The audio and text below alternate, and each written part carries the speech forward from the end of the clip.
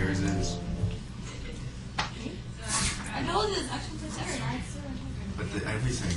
Oh, where? Are you coming to my astrology class? Yeah, when is your astrology class? Tuesday. After you come, I'll give you yours. I am very sympathetic to people being concerned that their children might not get skills that they need. And I have a lot of responses. My first response is to reevaluate where we get the idea that this set of skills is necessary. Usually people are talking about a certain set of skills, and you know, the different maths and sciences always come up. I think a lot of that is sort of a conditioned and slightly arbitrary, you know, for people who have gone through a basic preparatory education that's supposed to prepare them for anything, not any one thing in particular.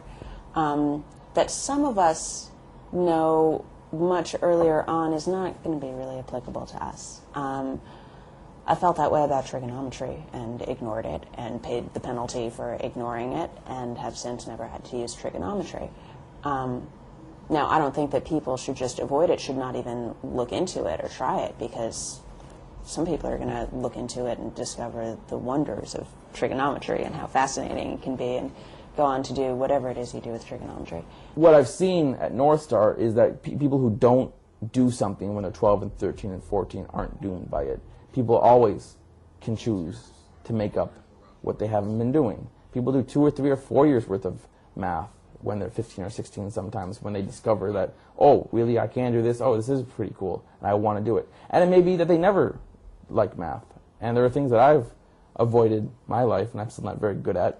And I think my life is okay for having avoided certain topics. And so it's allowing and trusting teenagers to set their own agendas to some extent, to believe that they want to be productive and healthy and contributing adults, and that they're not really interested in being isolated from society and opportunities in the future. They don't really want to live at home watching TV and eating potato chips the rest of their lives. They really do want to become good at something and get out of the house and become independent people. That doesn't mean they all have to learn math. That doesn't mean they all have to write essays. It doesn't mean they all have to do anything. And my role is to encourage them to find those things that they want to do and become good at in the meantime, and hopefully bring the whole family along in a way that works for everybody involved. And you bring over the decimal too, right? Yeah, so you bring over 2. So it's And then you multiply? Yep, you take 0.34 and you multiply it times whatever. Yeah. We definitely have a contingent of people who don't have pedagogical issues with school so much as they're just miserable there because there's such a stringent social environment that can be so hard on anyone who's considered an aberration in any way. And there are people who are here to escape that pressure, for sure. And they do, to such a surprising extent. Surprising to me. I guess being a product of the traditional school environment. I think we get that a lot. Kids that, for whatever reason, didn't fit in. Not everybody.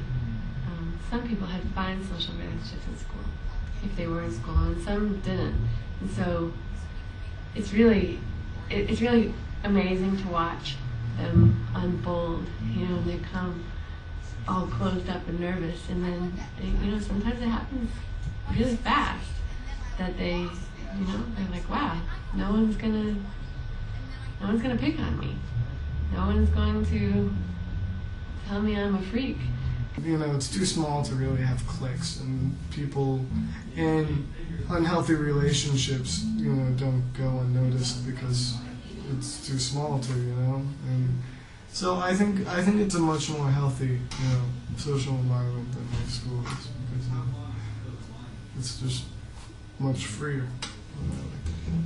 Get him! Get him!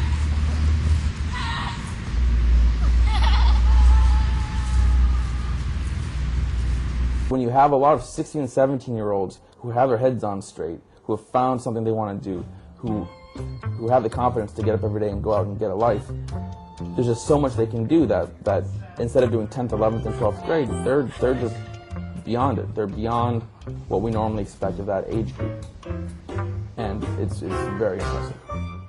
And at this point in North Star, we have graduates from MIT and Brown and Columbia and UMass. And we've had people at Mount Holyoke. We have people who've done AmeriCorps and Audubon Expedition Institute, Colorado State Wildlife Biology. I mean, the list goes on. It's fairly rote at this point. We know this is true. Teenagers can leave school, find a life, and have no trouble proceeding on to the next set of young adult adventures at 17, 18 years old when they're ready for it at their own pace.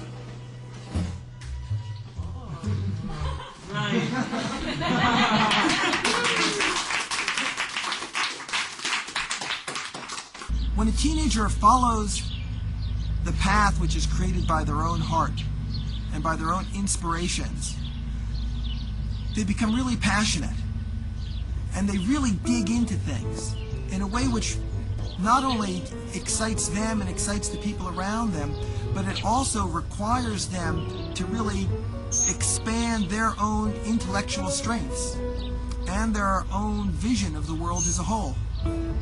And it makes self-directed learning just a much more exciting model for how a person can grow and flower. North Star is not for everybody. It's for certain kinds of people with certain kinds of interests and experiences. A lot of North Star members have brothers and sisters who are still in public school. So the majority of our kids, the majority of families at North Star aren't making a dogmatic blanket decision that, oh, everybody should homeschool. It's that just one in every family sort of thing, that schooling's fine for some people and it's really constraining and limiting and maddening for some others. And that for those people, leaving school is a really healthy option. The one thing that's consistent is that you, the student, will be more in touch with yourself rather than being told what to do all the time. I notice consistently the consistent result, if you allow enough time in North Star to happen, is that it'll dawn on you that your life is yours. I'm not saying this can't happen elsewhere, but it is an environment that really does support that. Your life is yours. It's not after school's over that your life is yours. It's like now, at age whatever you are, Your life is yours, and where you want to go, if you want to go there, you have to find out what you need to go there. And then there are people to help you. So it's worked for, pretty much most everybody that I've seen go through it, and obviously for my family, so I'm really happy with that.